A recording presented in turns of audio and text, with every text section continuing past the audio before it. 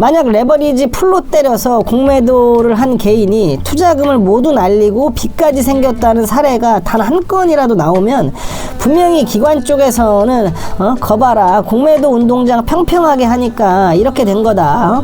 전문가인 자기들 말 안 들어서 그렇게 된 거다. 공매도 개선은 실패다 하면서 기사들 엄청 쏟아낼 겁니다.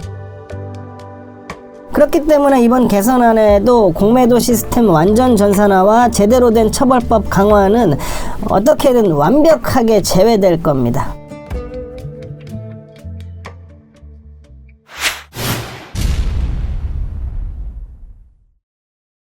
저기 질문이 있는데요. 좀 전에 그 기울어진 운동장을 진짜 평평하게 하려고 했다면 공매도 담보 비율을 그 일본이나 미국처럼 높게 했을 거라는 게 무슨 말이에요? 그리고 기관과 개인이 같은 돈으로 같은 규모만큼 공매도를 할 수 있으면 문제점이 사실상 해결되는 건데 왜 이론상이라고 하시는 건지도 궁금하고요. 그건 담보 비율이 105%처럼 낮으면 그만큼 신용 규모를 키울 수 있다는 거고, 담보 비율이 반대로 높으면 높을수록 신용 규모는 줄어듭니다. 쉽게 말해서 공매도 담보 비율을 105%로 잡으면 5만 원으로 100만 원짜리 거래를 할 수 있으니 좋아 보이지만 그건 투자가 잘 됐을 때 얘기지, 만약 손실이 나면 손실도 더 커지게 됩니다. 예를 들어 현실적으로 김계미 씨가 100만 원 예탁하고 100만 원어치의 주식을 빌려왔다고 칩시다. 담보 비율이 105%니까 몇 가지 그 과정을 거치면 총 2천만 원어치의 주식을 빌려올 수 있으니 2천만 원어치의 공매도를 했습니다. 그럼 매도에서 생긴 현금 2천만 원과 대차 예탁금 100만 원 합쳐서 총 2,100만 원이 있는 건데, 갚아야 할 돈이 2천만 원이니까 담보 비율 105%에 딱 걸려 있는 상황입니다. 쉽게 말해서 담보 비율 105%라는 얘기는 들고 있는 돈에서 갚아야 될 돈을 뺀 금액이 최소 5%를 유지해야 한다는 얘기입니다.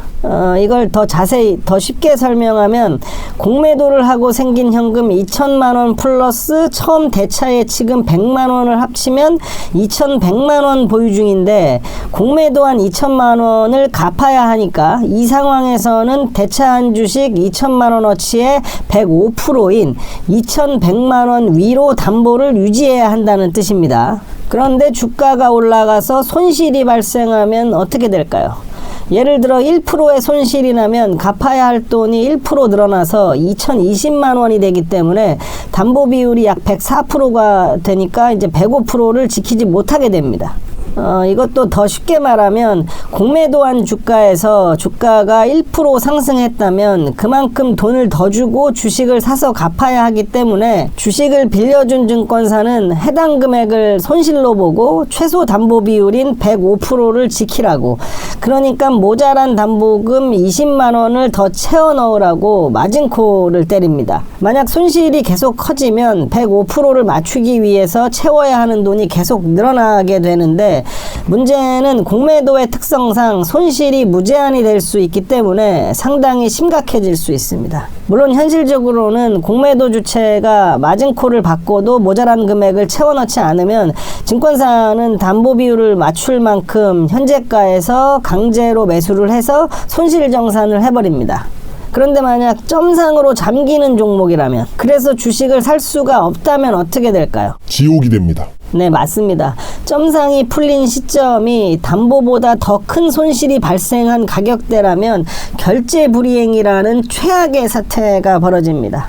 기관들에게 결제 불이행은 담당자는 물론 최고 책임자의 목도 날아갈 수 있고, 옛날 그 우풍상호 신용근거처럼 회사가 통째로 문을 닫을 수도 있는 무시무시한 상황이거든요. 그러니까 그런 상황 되면 무차입이고 업틱룰이고 상관없이 그냥 냅다 쏟아 부으면서 주가를 누르려고 하겠네요. 그렇죠. 예. 어차피 자기 목도 날아가고 회사도 날아간다 생각하면 무차입 공매도를 하고 업틱룰까지 위반하다 걸려도 그게 나은 거니까요. 여튼 담보 비율이 한국처럼 105%로 적으면 이런 리스크가 발생했을 때 그 피해 규모가 상대적으로 커질 수밖에 없고, 그 얘기는 결국 개인이든 기관이든 한 방에 망할 수 있는 위험이 있기 때문에 일본은 최소 130% 이상, 미국은 최소 150% 이상으로 개인, 기관 모두 동일하게 담보 비율을 높게 설정해 놓은 겁니다.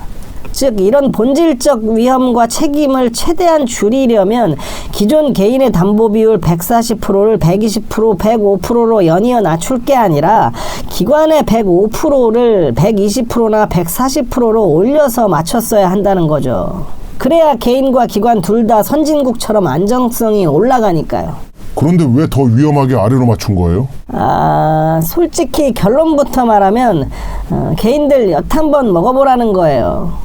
개인들 입장에서야 기울어진 운동장을 좀 평평하게 해달라고 하는 건데 관련 기관들 입장에서는 솔직히 싹 다 밀어버리고 싶은 개소리 정도로 생각을 하거든요. 그런데 당국에서 개 짖는 소리를 듣고 개들 입장을 맞춰주려고 하니까 기관은 더 전문가의 입장에서 고도의 전략을 쓴 거죠.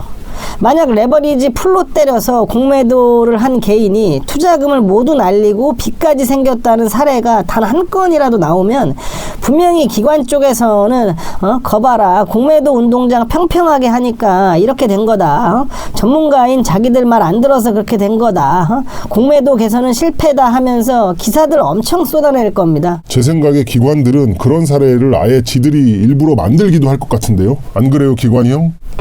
그렇게까지 안 해도 105% 통일은 분명히 문제가 생길 겁니다. 그런데 어차피 조건이 같으면 기관도 똑같이 리스크가 큰 거잖아요. 그런데 기관 쪽에서는 문제 안 생겨요? 완전 전산화를 하거나 불법 공매도 처벌법을 선진국처럼 강화하면 문제가 생기죠. 기관이 아무리 자금력이 크다고 해도 편법이나 불법을 완전 배제해버리면 결국 손실 리스크는 같이 올라가니까요. 그렇기 때문에 이번 개선안에도 공매도 시스템 완전 전산화와 제대로 된 처벌법 강화는 어떻게든 완벽하게 제외될 겁니다. 혹시 다른 선진국들 처벌법은 어떻게 되어 있어요? 한국이랑 많이 달라요? 저도 그쪽은 자세히 모르지만 한국과는 비교가 안 되는 걸로 압니다. 그건 제가 알아요. 불법 공매도에 대해서 미국은 부당이득의 10배를 때리고요. 프랑스는 10배 또는 1,300억을 때립니다. 1,300억. 야, 1,300억 죽이네요. 예. 그 정도는 돼야 이 새끼들이 정신 좀 차리지. 응? 그리고 네덜란드도 30억 가까이 때리고 독일은 건당 7억씩 때리고 영국은 아예 상한선이 없기 때문에 그런 거 잘못 걸리면 종족이 멸망할 수도 있어요. 그럼 결국 이번에 나온 공매도 개선책은 제대로 된 개선책이 아니라 그냥 눈 가리고 아웅 느낌인 거네요. 진짜 다 얘기하면 눈 가리고 아웅 정도가 아니라 개인들을 그냥 개돼지 병신 취급하는 겁니다. 김계미 씨도 혹시 공매도 해본 적 있어요? 네, 그거 예전에 교육과정 다 이수한 적 있어서 하려고 했었는데 막상 하려고 보니까 내가 공매도 하고 싶은 종목들이 다 불가 종목이더라고요. 네, 맞아요. 제가 지금 그 얘기 하려고 했는데 특별한 종목 제한이 없는 그 평상시 기준으로 기관과 외국인들은 2,000개 정도 되는 거의 모든 종목의 공매도가 가능한데 개인들은 많아야 3,400개 정도만 허락을 해줬습니다. 그런데 아마 이번에도 그건 절대로 늘려주지 않을 겁니다. 그래야 기관 쪽으로 기울어진 기존 운동장을 그대로 유지할 수 있거든요. 그건 또 무슨 말이에요? 공매도 시스템 때문에 기관이 유리한 건데 개인들이랑 조건이 비슷해지는 공매도 종목이 많아지거나 아예 똑같아지면 유리할 게 없잖아요. 개인 공매도 허락해주는 종목들은 거의 다 시총 상위 종목이나 대형주들일 텐데 어차피 그런 종목들은 지들도 롱 포지션 들어가고 글로벌 패시브 자금도 크게 들어오는 종목들이라 굳이 무리하게 공매도를 때릴 필요가 없습니다. 어차피 개인 공매도가 안 되는 종목이 더 많으니까 공매도 수익은 거기서도 충분히 낼 수 있으니까요. 아무튼 진짜 자기들한테 피해가 있을 만한 조건들은 타협 안 할 겁니다. 예, 일단 여기까지 그날 비공식 대화를 들으셨는데 그 이후 이제 이 대화 내용의 공개 여부를 고민하는 동안 당국에서는 공매도의 대대적인 개선책을 발표했습니다. 내용을 보면 진짜 이기관 씨의 말대로 개인과 기관의 대차 상환 기간을 90일로 담보 비율은 105%로 통일을 했습니다. 그리고 자세히 살펴보면 기관은 주식을 빌려준 주체가 상환을 요구하면 언제든 상환을 해야 하는데 개인은 무조건 90일이 보장되도록 개인에게 더 유리하게 개선했다고 강조하는 분위기였습니다. 그래서 저와 김계미 씨는 이기관 씨와 한 번 더 비공식 모임을 가졌습니다. 지금부터는 두 번째 비공식 대화를 공개하도록 하겠습니다. 그런 시스템과 반쪽짜리 전산화가 유지되는 한 대차 수량 조작하고 잔고 비율 컨트롤하는 건 적발 자체가 너무 어려워요. 이번에도 보면 뭐 시장 조성자랑 유동성 공급자는 예외로 했잖아요. 그럼 결국 일부 불법은 그쪽을 이용해서 빠져나갔을 확률이 높고요. 그래서 그런 기관들이 공매도를 이용하는 건데, 그런 시스템이나 유리한 상황을 개인들이 알면 좋겠어요, 안 좋겠어요? 그런 상황에서 주식을 빌려주는 주체랑 빌려가는 주체가 친한 사이면 오랜 대형 고객이 손실나는 걸 감수하고 그걸 무시하고 갑자기 상환 요청을 하겠냐고요.